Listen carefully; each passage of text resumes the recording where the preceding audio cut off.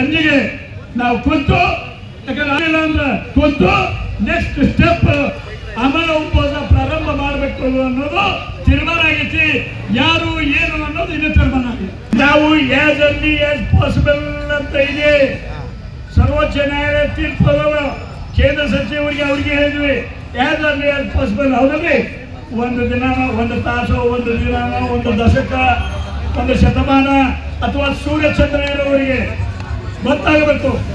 ಆದ್ರೆ ಯಾಕೆ ಹಂಗೆ ಮಾಡಕತ್ತಾರ ರಾಜ್ಯಪಾಲರು? ಇದು ಖಂಡನೀಯವಾದದ್ದು. ಯಾಕಂದ್ರೆ ಗೌರವವನ್ನು ಕೊಡಬೇಕು. ಅವರು ಸಂವಿಧಾನದ ಅಡಿಯಲ್ಲಿ ಕೆಲಸ ಮಾಡಬೇಕು. ಯಾಕೆ under the aid and advice of council of ministers has to act.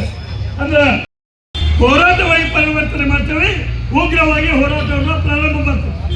30ಕ್ಕೂ ಮಾಡಲಿಲ್ಲ, ಬಂದ್ ಮಾಡಿದ್ರು ಮಾಡಾಗಲ್ಲಪ್ಪ ಅಂದ್ರೆ ಅದರ ನೆಕ್ಸ್ಟ್ ಡೇ ಅವತ್ತ ಸಂಜೆಗೆ ನಾವೆಲ್ಲರೂ ಕೂಡಿ ಬಂದ ಆನಂದ ಸಂಜೆ ಕುಂತು ತೀರ್ಮಾನವನ್ನು ಮಾಡಿ ಅಮರ ಉಪವಾಸವನ್ನ ಪ್ರಾರಂಭ ಮಾಡಲಿಕ್ಕೂ ಸಹ ನಿರ್ಧಾರ ಮಾಡಿವಿ ಅಂತ ಈ ಸಂದರ್ಭದಲ್ಲಿ ಹೇಳಿ ನನ್ನ ಮಾತಿಗೆ ವಿರಾಮವನ್ನು ಹಾಕ್ತೇವೆ. ಅದಕ್ಕೆ ಅದಕ್ಕೆ ಅದಕ್ಕೆ ಅದಕ್ಕೆ ಬಿಜೆಪಿಯವರು, ಕಾಂಗ್ರೆಸ್ನವರು, ಜನತಾದಳದವರು ನೋಡಿ ಮೊನ್ನೆ ಹೋದಾಗ ಕುಮಾರಸ್ವಾಮಿ ಹೇಳಿದ್ರು.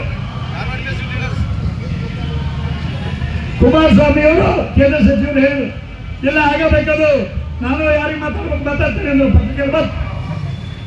ಹೊರಟ್ಟಿಯವರಿಗೆ ಮಾತಾಡಿದ್ವಿ. ಯಾವ ಹೊರಟ್ಟಿಯವರು ಸ್ಪೀಕರ್ ಮಾತಾಡಿದ್ರು. ಅವರು ಸಹ ಇದಾಗಬೇಕು ಅಂದ್ರು. ನಾ ಕೆಲವರು ಹೆಸರು ಹೇಳಂಗಿಲ್ಲ, ಅವ್ರಿಗೆ ಮಾತಾಡಿದ್ವಿ. ಜಗದೀಶ್ ಹೇಳ್ಯಾರ ಅಂದ್ರೆ ನನಗೆ ಗೊತ್ತಿಲ್ಲ, ಹೇಳಿರ್ಬೋದು, ಇವ್ರು ಹೇಳ್ಯಾರ ಅಂದ್ರು.